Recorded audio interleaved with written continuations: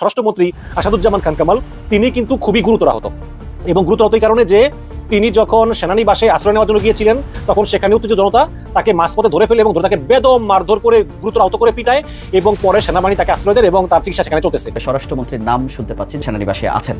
উনি যখন সেনানিবাসে আশ্রয় নিতে যান এই সময় ক্ষুব্ধ জনতা তাকে ধরে ফেলে ওই অবস্থায় সে আহত হয়েছিলেন। পরবর্তীতে সেনানিবাসে যখন উনি আশ্রয় পেয়েছেন তখন তার চিকিৎসা চলছে, এখনো চিকিৎসাধীন অবস্থায় আছে। চূড়ান্ত খেলা খেলে দিলেন নোবেল বিজয়ী ডক্টর মোহাম্মদ ইউনূস, বিশ্ব নেতারা বিস্মিত। ওবায়দুল কাদের, আসাদুজ্জামান খান কামাল নাকি ডক্টর দীপু মনি, হাসান মাহমুদ কিংবা তাজুল ইসলাম কি এই 7 জনের মধ্যে একজন? তাহলে জাহাঙ্গীর কবির নানক, আরাফাত আর নওফিল কোথায়? সাবেক ডিবি প্রধান হারুন কি সেনানিবাসে এখনো আছেন? বাংলাদেশের বিভিন্ন ক্যান্টনমেন্টে আওয়ামী এবং আওয়ামী গণনার যে সমস্ত সন্ত্রাসী গুন্ডা বাহিনীর লোকজন আশ্রয় নিয়েছিলেন তাদেরকে সেনাবাহিনী ছেড়ে দিয়েছে। সেনাবাহিনীর এমন ভূমিকা নিয়ে অনেকে বিতর্ক করছেন যে আসলে সেনাবাহিনীর কি এটা উচিত হয়েছে কিনা, যারা এই অসাধু কর্মকর্তা বা ব্যক্তিরা ছিল তাদেরকে কেন সেনাবাহিনী আশ্রয় প্রশ্রয় দিয়েছে, তাদের প্রত্যেককে খোলা মাঠে ছাইরা দেখ। অন্যদিকে রামপুরা থেকে ভিক্ষা করা অবস্থায় স্বরাষ্ট্রমন্ত্রীকে আটক করেছে পুলিশ, জানা গেছে তথ্যসূত্রে।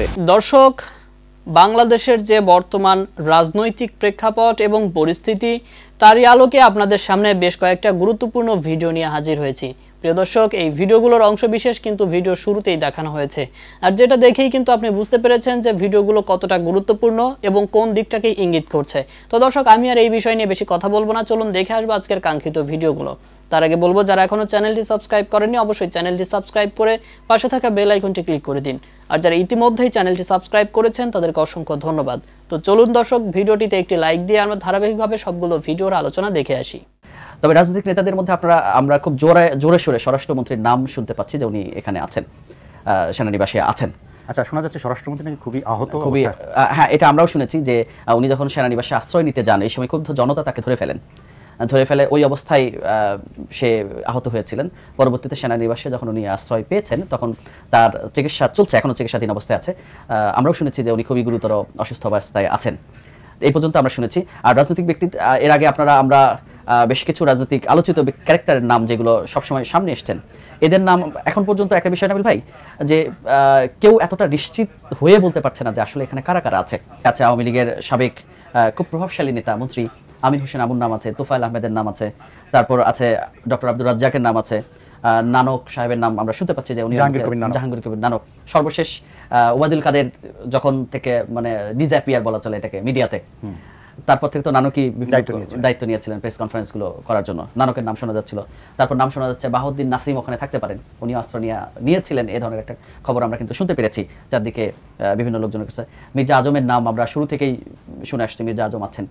তারপর সাবের হোসেন চৌধুরী ঢাকার একজন এমপি, হাবিব হাসান উত্তরার এমপি যে হাবিব হাসান, তারপর শেখ পরিবারের কয়েকজন এখানে অংশ নিয়ে থাকতে পারেন, আশ্রয় নিয়ে থাকতে পারেন, যাদের নাম আমরা খুব জোরালোভাবে শুনতে পেরেছি। এর মধ্যে যুবলীগের সাবেক বর্তমান সভাপতি শেখ পরশ, ফজলে নূর পরশ, তারপর শেখ নাইমের নাম আমরা শুনতে পেরেছি, তারপর শেখ ফাহিম, তার যে ভাই শেখ ফাহিম বা শেখ সেলিমের ছেলে, ইভেন শেখ সেলিমও আছেন, এই ধরনের কথা আমরা কিন্তু শুনতে পেরেছি। আমি ভাই সবচেয়ে বড় এটা আমি যদি বলি যে এখানে 626 জন কিন্তু তাদের আশ্রয়ে ছিলেন, এই ধরনের আইএসপিআর থেকে আজকে যে বিজ্ঞপ্তি, এর মধ্যে একটা বিষয়, তার মধ্যে 515 জন ছিল কিন্তু পুলিশ। জি, 515 জন পুলিশ, এর মধ্যে 28 জন ছিল পুলিশের কর্মকর্তা, ঊর্ধ্বতন কর্মকর্তা যারা একদম টপ মোস্ট সিনিয়র। এর মধ্যে 28 জন আসছে পুলিশের অফিসার, সিনিয়র অফিসার। আর সদস্য যাদের বলা হচ্ছে এরা কিন্তু কোনো কনস্টেবল না, এরা কিন্তু ম্যাক্সিমাম ইন্সপেক্টর লেভেলের বা হচ্ছে এডিশনাল আইজিপি থেকে তারপরের ইন্সপেক্টর ঊর্ধ্বতন কর্মকর্তা বেশিরভাগই। কোনো সদস্য গিয়েছে বলে আমরা শুনতে পাইনি কোথাও, কোনো আলোচনায় কনস্টেবল লেভেলের কেউ এখানে যায়নি।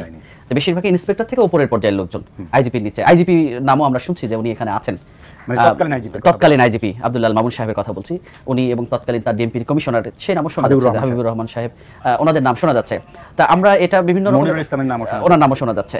তা এই গসিপগুলো, হারুনুর রশিদ, আলোচিত হারুনুর রশিদ, উনি কি আছেন?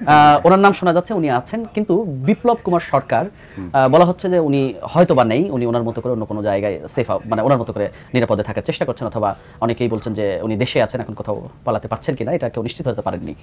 তবে রাজনৈতিক নেতাদের মধ্যে আমরা খুব জোরে সোরে স্বরাষ্ট্রমন্ত্রীর নাম শুনতে পাচ্ছি যে উনি এখানে আছেন।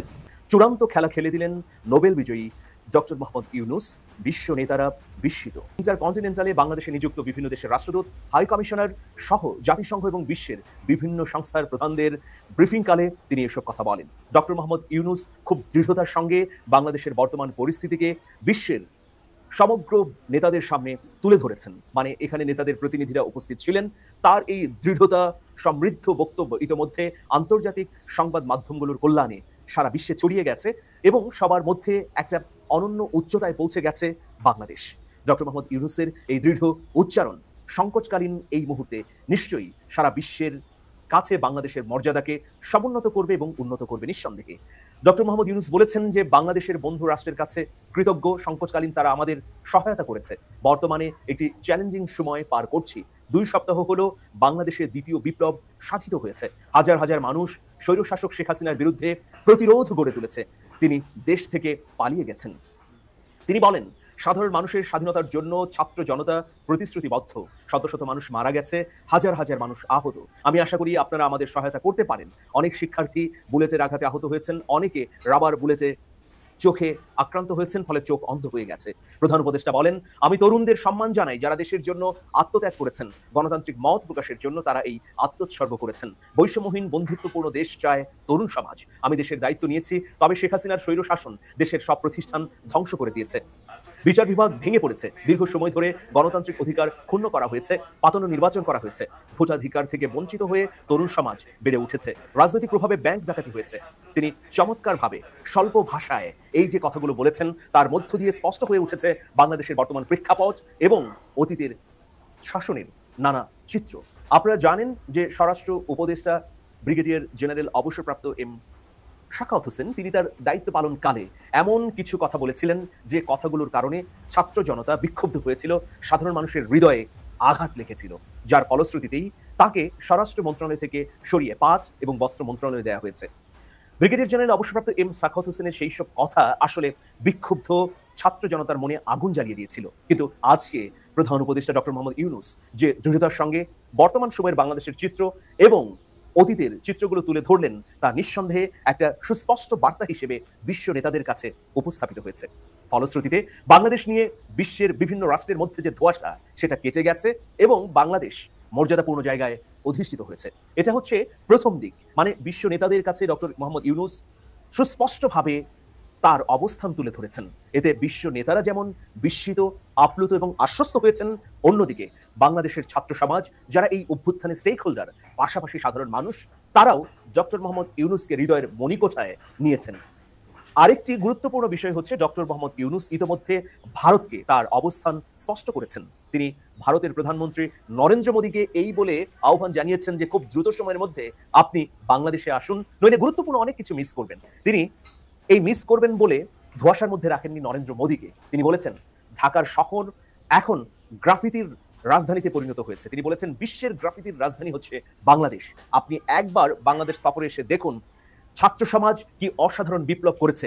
সেই বিপ্লবের স্বাক্ষর রাজধানী ঢাকা সহ সারা বাংলাদেশের দেয়ালে দেয়ালে অঙ্কিত রয়েছে। তারা শেখ হাসিনার স্বৈর শাসনের বিরুদ্ধে সুস্পষ্টভাবে তাদের কষ্ট, বেদনা এবং মুহূর্তগুলো দেয়াল চিত্রের মাধ্যমে তুলে ধরেছে। দর্শক মণ্ডলী, আমি আশা করছি আজকের নিউজটি আপনি খুবই মনোযোগ দিয়ে দেখেছেন। সেই সাথে দর্শক এই ভিডিওগুলো সম্পর্কিত যদি কোনো তথ্য বা মতামত থাকে তাহলে অবশ্যই কমেন্ট করে জানাবেন। এতক্ষণ সাথে থাকার জন্য ধন্যবাদ। নিউজটি শেষ করছি এখানেই, ফিরছি আগামী ভিডিওতে নতুন কোনো টপিক নিয়ে। আল্লাহ হাফেজ।